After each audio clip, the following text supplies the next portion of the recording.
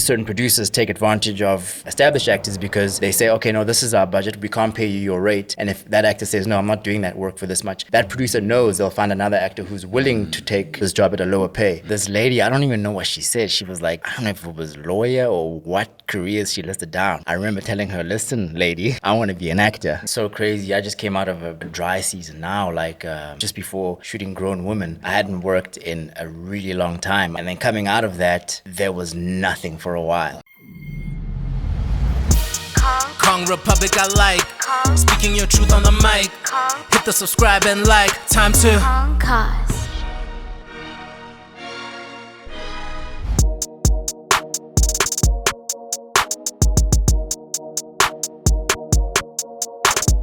Welcome to Kong Republic, where you can get all your podcast studio stuff done, you can get your recording studio stuff done, you can get anything creative done at Kong Republic has you covered.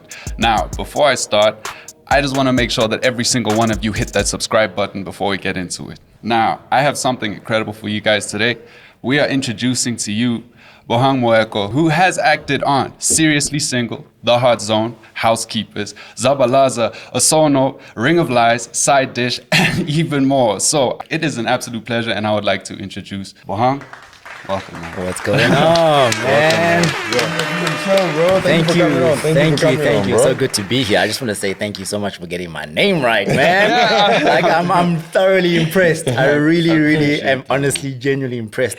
Because I tell you, man, everywhere I go, when I introduce myself, people struggle. Really? With my name and surname. It's either my name or my surname that they struggle with all the time. Nah, I was nervous about it, man. No, you 100% on that one, man. Thank you. Yeah, well, it's thank good you to for be being here. on the show, man. I really appreciated you coming through, sir. No problem, man. Yeah. It's really good to be here. I'm excited. I'm excited to chat with you guys and just get into a conversation, man. That's fantastic. Well, let's get right into it, okay?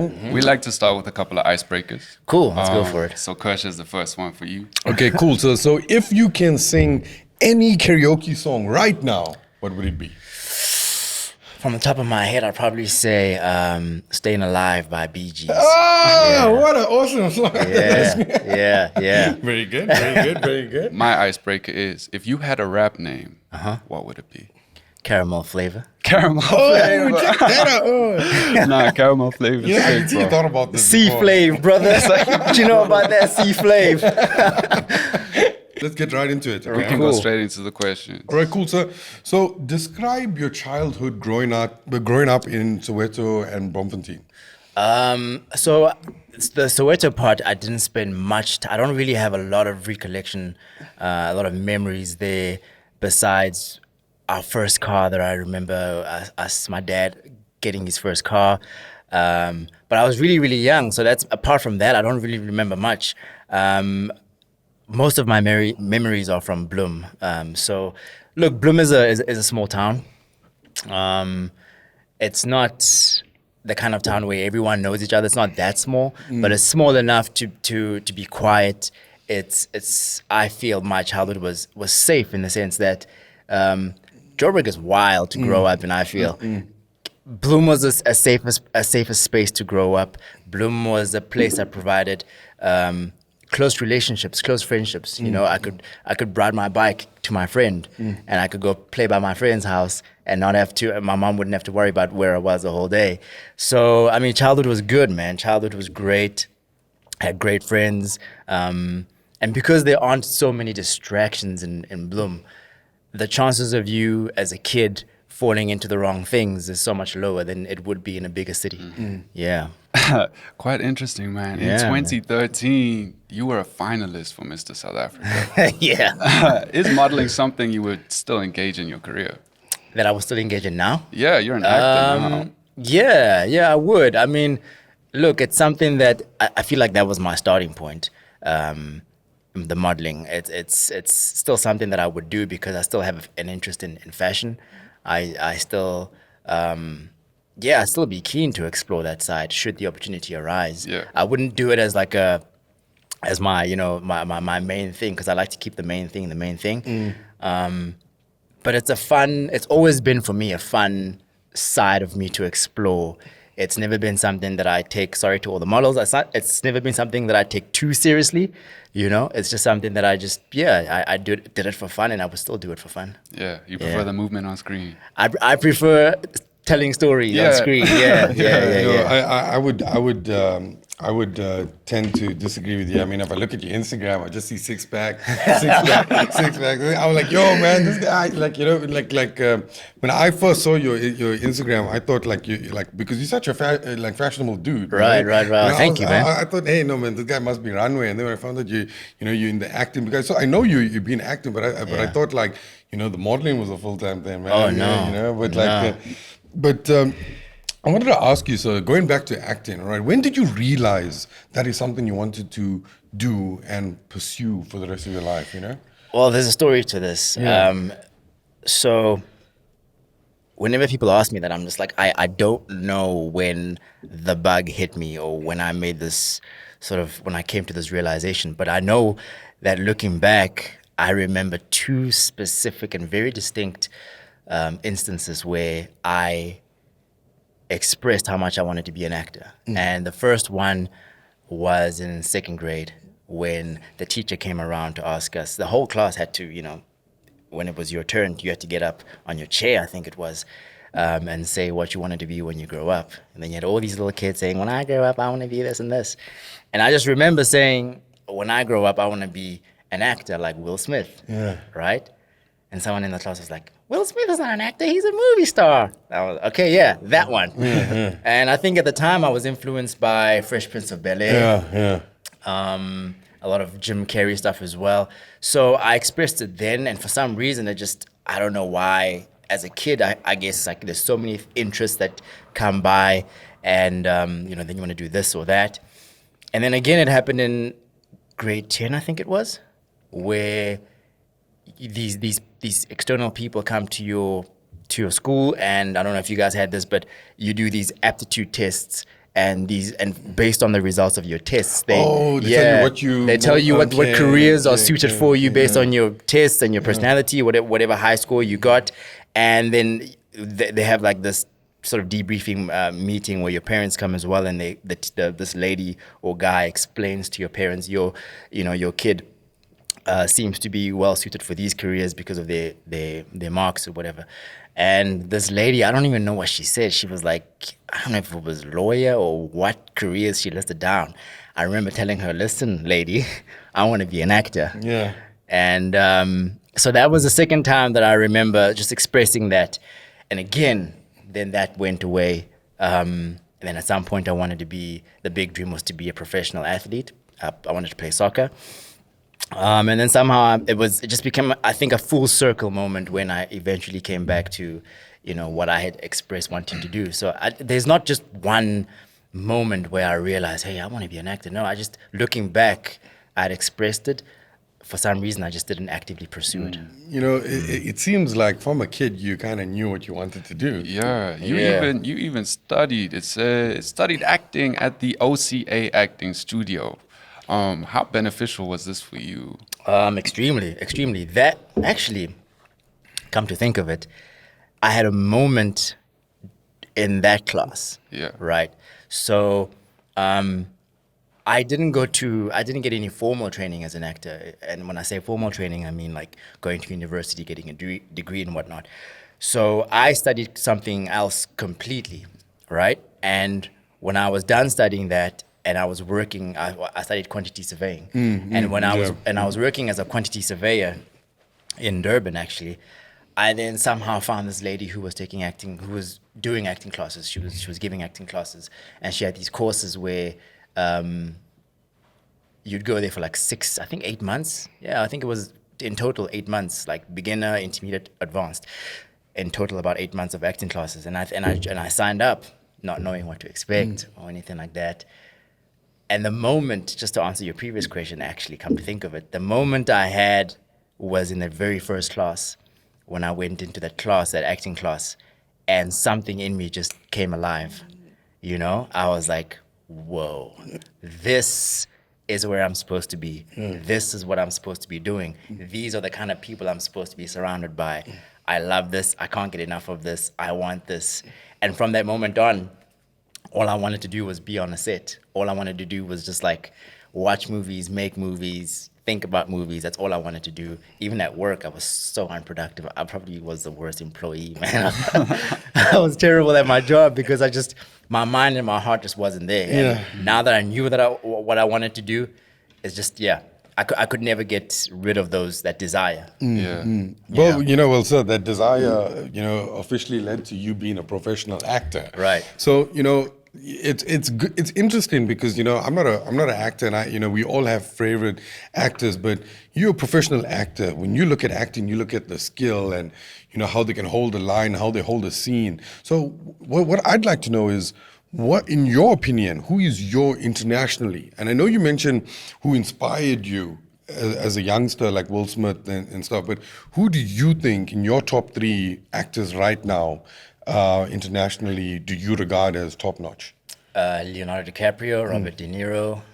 Yeah, this third spot always changes, but I'd have to say probably Denzel. Yeah. No, those are the greats, eh? Yeah, those are the greats. And also, those are the people who, for me, and like you said, like I don't want to say judge, but let's just use judge for lack of a better word. I judge actors according to not just their performance, but also the choices they make in terms of their work. And I feel like those guys have made incredible choices in terms of characters to play. They've stretched themselves in terms of and showed their skills on a wider spectrum of films. So they have the kind of careers that I would love to emulate. I want to play as many different characters as possible. I want to be challenged as much as possible as an actor. So those are my top 3 for sure. You are definitely interested in the fitness side of things, and you have to be fit when you're an actor. Yeah. Tell us about your weekly workout routine. It's funny you say that because I'm just gonna plug the fact that I have a workout program coming out soon. Oh, weird, dude. That's fresh. That's fresh. Yeah, tell us more about this. Tell us more about this. So you know what? I just realized, because a lot of people ask me, like, what do you do? How do you work out? What can I do for this? I want to have a body like this. So what should I do? So I just thought, you know what? Let me compile a proper, thorough program, do the exercises that I do, and show you guys and share with you guys how I train. Volume, days, how you switch it up, the different exercises. So I've got a workout program coming out soon. I'm putting it together. I've shot everything I need to shoot. I just need to put it together and make it available to the public. So yeah, watch out for that soon. So if you guys want to know how to work out, exactly, just wait on that routine. Yeah. So look, man, my workout program, for me, it consists mainly of weight training. I'm a believer in the benefits of resistance training. Cardio is great as well. I do like to incorporate that now and again in different forms, because I don't like the idea of running endlessly on a treadmill or whatever. I prefer like something more active in a way, like boxing, or I like to do stuff that also is a skill. Because then I can incorporate that into my acting as well. So not necessarily like a push-pull legs type of routine. Yeah, not necessarily. Well, for me, in terms of the workout program, it is that. In terms of the But it's not like something weight training. Monotonous, like running on a treadmill or sitting on a bike for hours. No, it's not monotonous. In terms of the weight training specifically, I also like to switch it up. But I do like to work different muscle groups on different days and try to work them twice a week type of thing. And then in terms of the cardio aspect of it, it's nothing monotonous or boring. It's something that's, enjoyable, exciting and enjoyable. Yeah, exactly. But I know health and fitness is almost like embedded in your family, because I know your wife is a personal trainer. Yeah. All right. And I wanted to ask you, being, your wife, a personal trainer, that's hectic, because you're fit and you're eating healthy. What role has she played in your life from a health and fitness perspective, sir?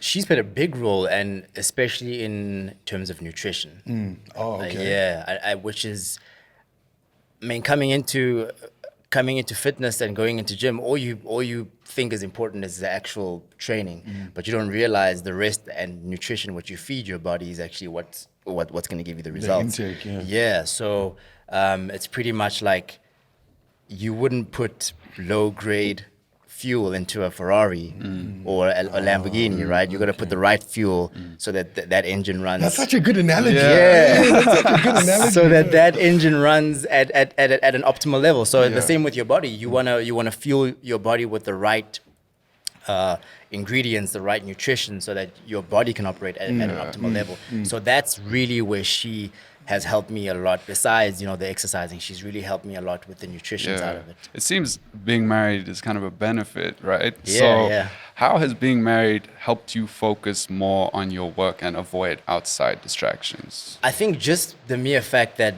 being married, you start to change the way you sort of operate and think, because now it's not just about me. When you make life decisions, big decisions, you gotta take someone else into consideration, and in just the mere fact of doing that, it's sort of the way you make decisions is more considerate. The way you make decisions, your daily decisions as well, you got to take someone else into account. You become thoughtful. You got to become more thoughtful. And also what we're doing is we're building a life together. We're building an empire together. That's our goal. And so for that, it's like, okay, cool. Already that distinguishes what's a distraction and what's going to help us. So whatever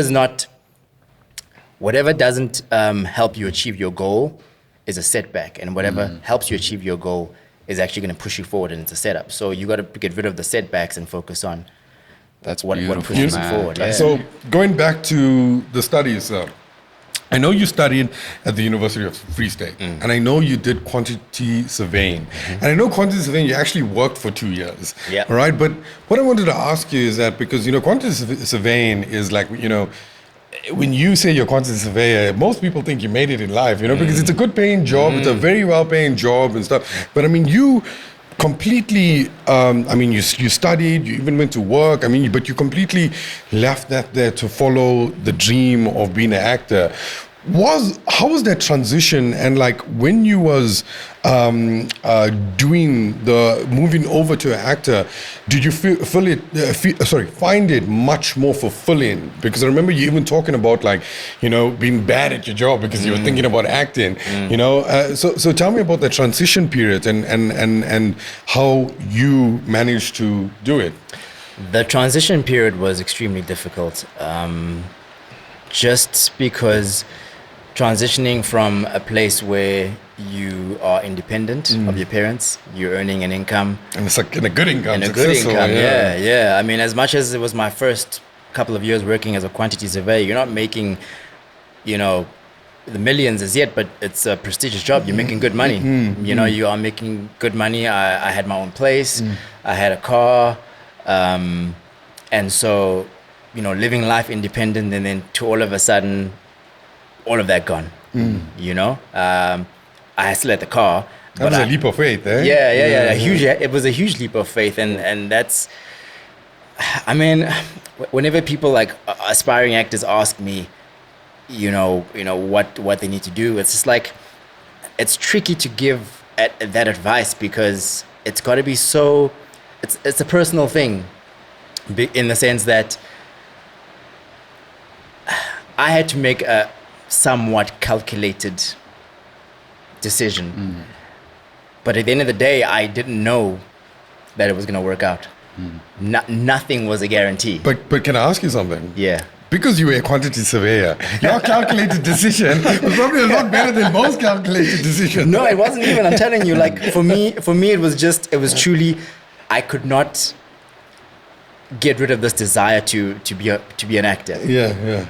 I couldn't stop thinking about it. And like I said earlier, it made me a really bad employee. But I was just so convinced and I believed in it so much that I was able to take that leap of faith. But also what helps is that, you've got to have done, I had done the acting classes. I had tried to get some work here and there. I realized before going into it how difficult it was going to be. I had done all the research of what it takes to be an actor. I was teaching myself as well, like watching a bunch of YouTube videos, like just downloading a bunch of things of just like how to act and how to behave on a set.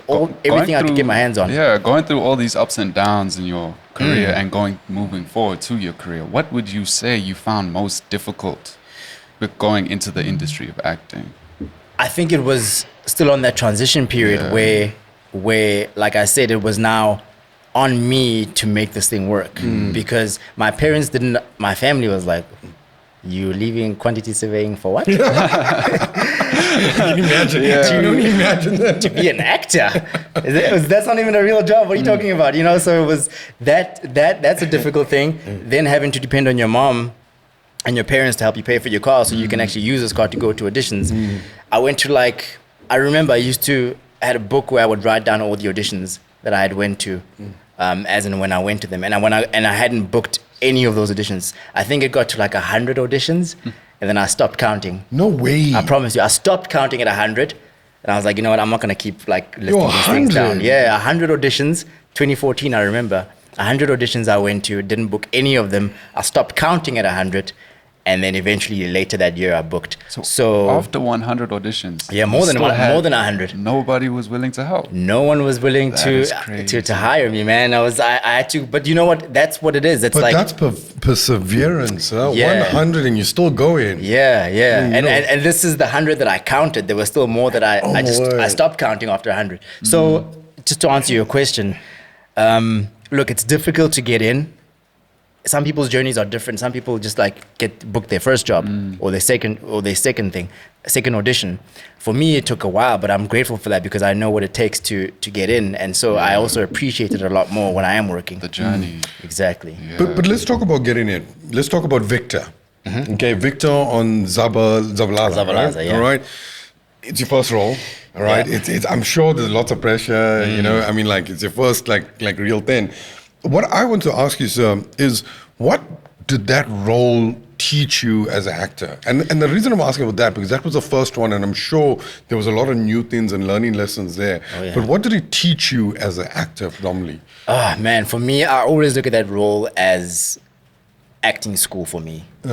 It allowed me to see how things are done, how you take a scene from paper to on set, and then from set to what's on screen. I was able to see that in real time, and it allowed me to see how veteran actors work, how they prep, how they look at their characters, how they formulate their characters. So for me, it was really a masterclass in acting. There's so much that I learned. It was like going to acting school again for me. If there was one specific thing out of all those things, Yeah. what do you think was the best thing for you to learn in your experience on Zabalaza? I think the work ethic, the preparation. Ethic. Yeah.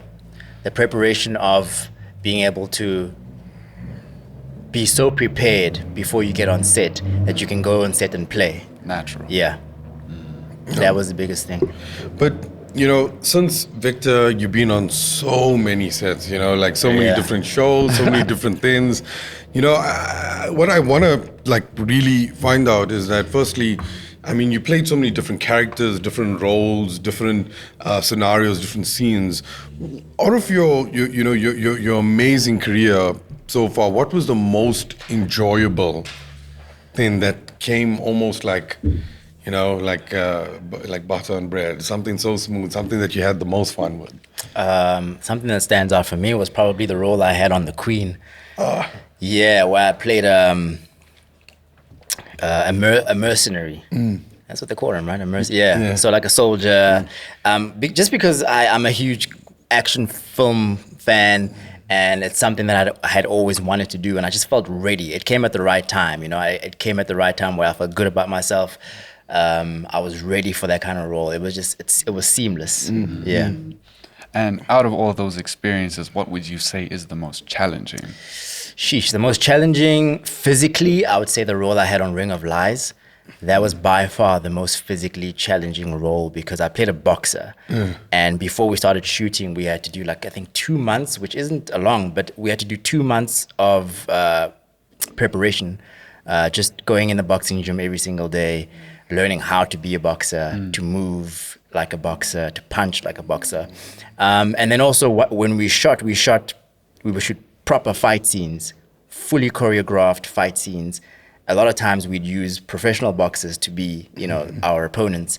Were you ever injured, man? Yeah, bro. We went. I mean, the producers would be like, guys, you have to be careful, right? Please don't hurt yourselves. Don't punch for real. But we were like, we'd go in. So because the adrenaline takes over, and also when you're acting, sometimes when you're really in it, your mind knows you're acting, but your body doesn't.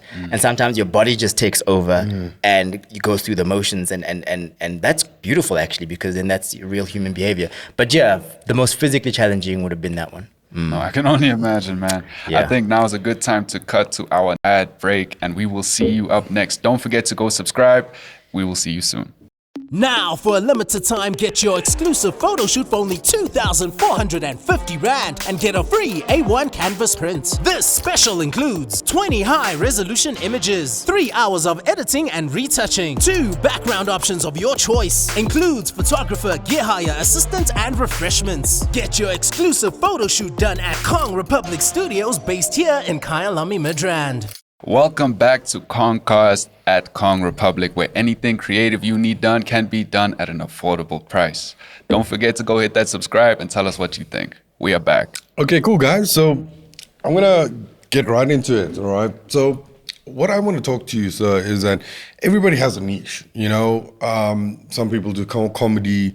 Some people do like really dark stuff. Some people do, the superheroes. I mean, what would you say is your most preferred and most enjoyable role to play? I mean, I don't like to limit myself in that sense. I feel I'm capable of doing all genres. I'm a fan of movies. I'm a fan of all types of movies. So in that sense, I also want to be able to make all types of movies, and play all kinds of characters. What I have done mostly has been drama, more dramatic stuff. More recently with Seriously Single, and now the show that I have coming out called Grown Women. Oh, yeah. Okay, cool. Yeah. Where can we get it? It's going to be playing on One Magic, DSTV channel 103, 9:30 p.m. on Fridays, every Friday. Grown Women. Yeah, so that's more comedic as well. So I love comedy. Definitely love comedy. Like I said, action as well, drama. So that's pretty much what I've done so far. But I would definitely love to explore horror, thriller, everything. Yeah. Okay. No. Cool. We could consider you a well-known influencer and actor. You have over 280,000 followers on Instagram.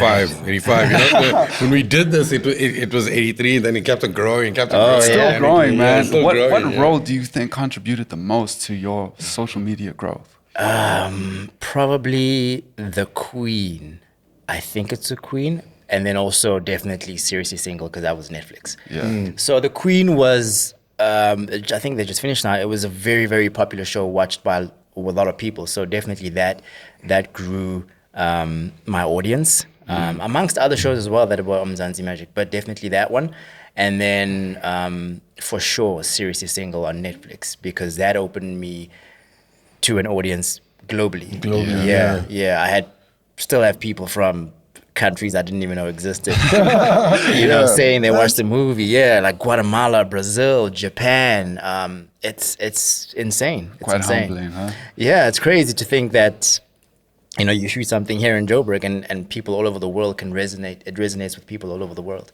Yeah. And it just goes to show you how good you are, sir. Oh, thank you. It's the film, man. I think the film is obviously you're part of it. So, yeah, right. But let's talk about TikTok. All right, your highest viewed content on TikTok is a comedy sketch, and it's 1.4 million views on that. That's absolutely nuts. Absolutely nuts. So I want to ask you, what role do you think TikTok plays in the society today, where someone who wants to get into the game? Do you think TikTok is a good place to actually grow and almost hone yourself into to get recognized by the industry? It is. I mean, things have changed. Look, a lot of people are being discovered on social media, whether it's YouTube and now TikTok. TikTok has really taken over. So it is a platform that one can use, an aspiring actor that one can use to get noticed. Definitely, I'd say go for it. I mean, also, I think what if anything, doing those kind of skits and you know, being on TikTok makes you comfortable in front of a camera. That's what it does. A lot of people are more comfortable now in front of a camera than they were before. Because a lot of times you would see people, if you put a camera in front of them, all of a sudden the person like tenses up. You know, now you're used to having a camera in front of you. You can be more natural and at ease. So I think if anything, it helps with that. And it serves a double purpose of then helping you be exposed to a mass worldwide audience, you know? In the industry of acting, you sometimes do not have jobs 24/7, Yeah. right? How do you deal with difficult moments like that when you're an actor and you love it, but you don't have anywhere to go to, you don't have any jobs at the moment? It's so crazy. I just came out of a dry season now, like just before shooting Grown Women. I hadn't worked in a really long time. I shot Isono, which was a long-term thing. And then coming out of that, there was nothing for a while. And it just took me back to those beginning times where I was just auditioning for everything and not booking. So I think it's just getting out of it is just, it's an understanding that this thing happens in seasons. You know, like I mentioned earlier, you're going to be in a season where everyone wants to work with you. I've been in that season where I was just booking job after job after job. Then you're going to be in a season where you can't book a job because there's someone else who they're working with. But then it'll come back again where you start booking a job, you know? So it's just the understanding of this, you know, that this happens in seasons.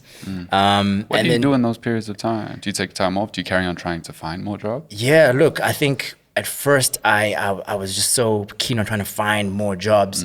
And what I realized was that no, like this is a chance for me to actually fill my cup with life experiences, you know? Because when you're working all the time as well, you're taking out from yourself. Yeah. And what actually fuels great performances is you having a rich plethora of experiences and you being so filled with life experiences that you can draw from that to help to play this character. Yeah. So I realized, let me just, you know, live life as much as possible. As tough as it is, you know, to not be working, it really, really sucks. But you got to find ways and do things that make you happy, and also creating your own work. So I'm also going into producing now. You know. Oh, really? Yeah, Oh, yeah. nice. So I've got my production company. I'm actually working with a friend of mine who's a writer, a great writer. You know, we've developed a couple of feature films. Oh, that's so dope. Yeah. We're working on feature films and a couple of drama series that we're developing, you know, with the intention of pitching them to these streaming platforms. And I want to produce and act in my own films. Congratulations, Yeah. Thanks, man. That's, Thank you. that's such a big step, man. It is, I think yeah. it's fantastic. You know, plus you got the experience and the know-how being on set and seeing people do it. you Right, know? right. So no, I think it's such a great opportunity that you're taking on. I mean, like, and you're not just, you want to actually go out and create your own thing and own your own IP. I mean, we were just talking about owning Exactly, an IP earlier. exactly. And that is Importance of that. great news, Yeah, dude. yeah. So you're an entrepreneur. You're hard. I mean, you're starting your journalism. You got some show ideas that you want to pitch. I mean, Yeah, because I mean, look, I'm glad you said that because I think a piece of advice I could give to a lot of actors is this is show business, right? And they call it show business for a reason because a lot of people, a lot of actors, I was there as well, I just focused on the show part of it, the craft. And that's very important, obviously, but you have to understand that this is a business and you have to start thinking like a businessman. Whether you're looking at contracts or whatever it is, but also in the sense of being an entrepreneur and creating your own work and going out there to pitch it and finding other ways to bring income besides the craft. You know, this is so exciting. I must have dinner with you now. Yeah, we have to. Look, and I'm at a place where I'm a firm believer that, you know, collaboration over competition. You know, the industry is set up for us to see each other as competition, and I believe we should be collaborators because we're stronger together. 100%. So I am open to, and I'm very keen to collaborate with people. Whoever has an idea, whoever wants to do something, I'm, you know, on whatever platform, whether it's like podcasting or, you know, producing, whatever, you know. So I'm keen to, I'm in a space where I'm really keen to collaborate and and make magic with people. Man, this is so exciting. Yeah. This is Awesome stuff, yeah. But so, what I want to ask you now, I mean, you've been in the industry and, you saw the best of it, the worst of it, you know what people go through, the hardship and the best times, right? If you could change anything about the industry, what would it be?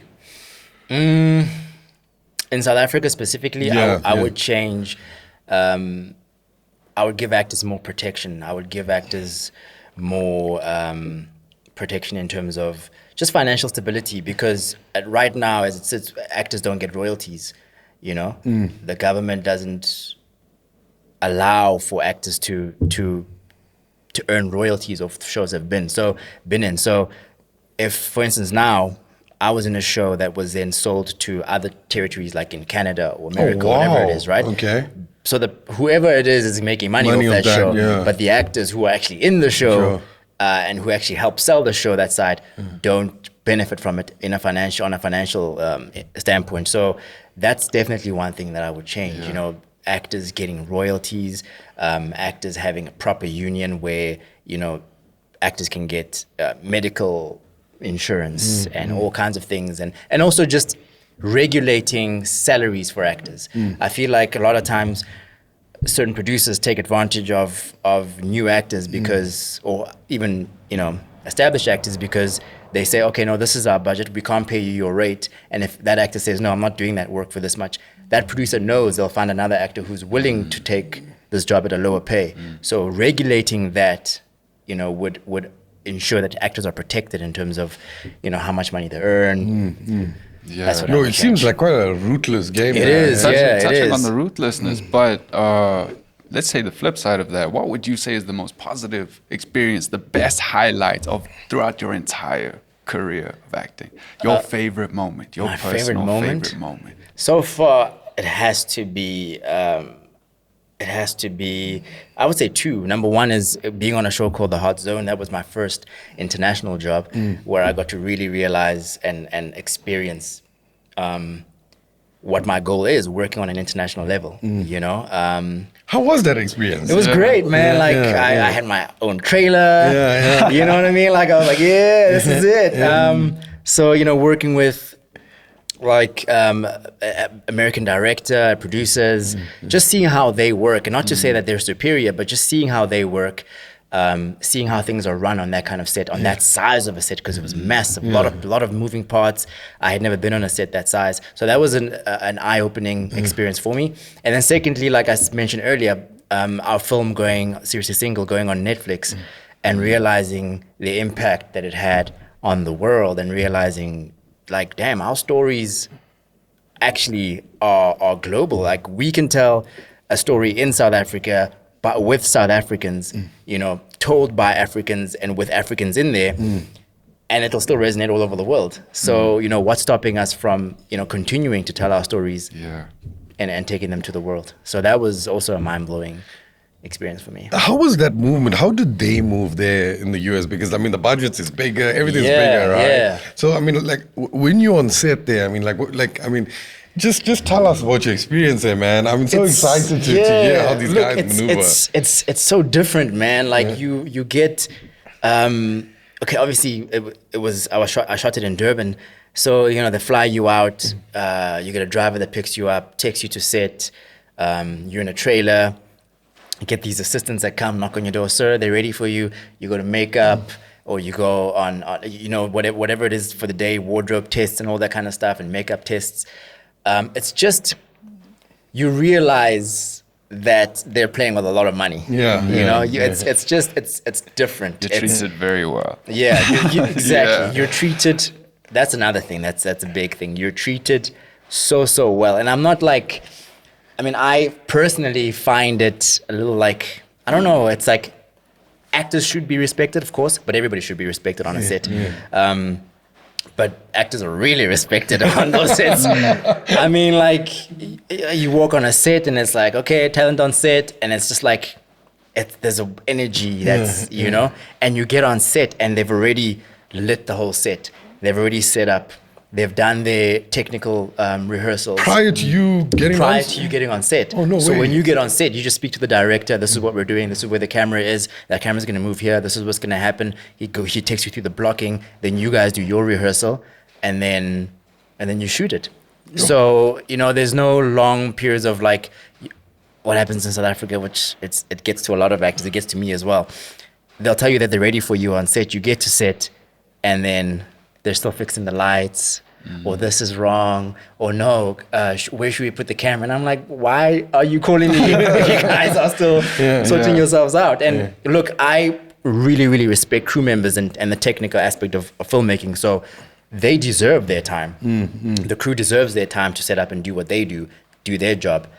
But also when it's time for me to be on set, that's when it's my job. So that should be done so that I can focus on you, what I do. doing you, So those are the differences that between like an international set and a local one.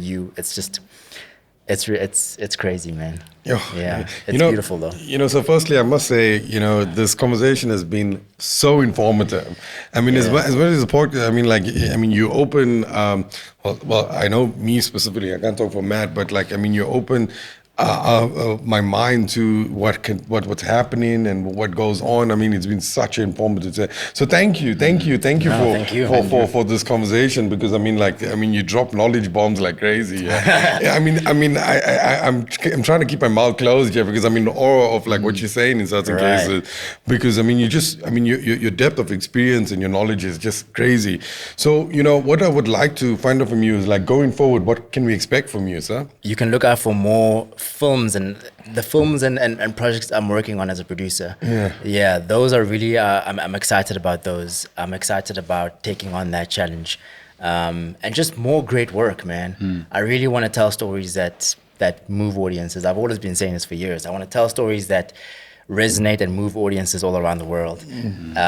So definitely be on the lookout for that. My workout program is coming out soon as well. Fantastic. Where can we comp that, bro? Where can we go and get that? I need to get into shape. I'm definitely going to be releasing that soon. So it'll be a program set up depending on your goals, what you want to achieve. And I need to get it together on a site where it's accessible to Fantastic. people. And so workout program, more great work, grown women, films coming out soon as well.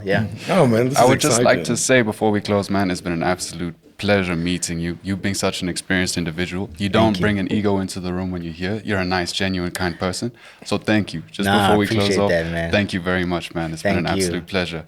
That does bring us to the end of our podcast at Kongcast, where you can get any of your creative needs done at an affordable price. Do not forget to go subscribe. But wait, before we finish, all right, that first rodeo, so what we're going to do, sir, to thank you for coming on, because you took time out of your very busy schedule to come through and do this little piece of content with us. So, to thank you, what we're going to do from our side is offer you a free full-on photo shoot whenever you're ready, bro. Oh, I love that, Whenever you're ready, I love that. Thank you. That's the least we can do from taking out you from your busy schedule, man. No, that is genuinely a generous offer. I love that. Thank you, man. No, absolute Appreciate pleasure, bro. Please set it up. Let's make it happen. Let's make it a fun one, man. For sure.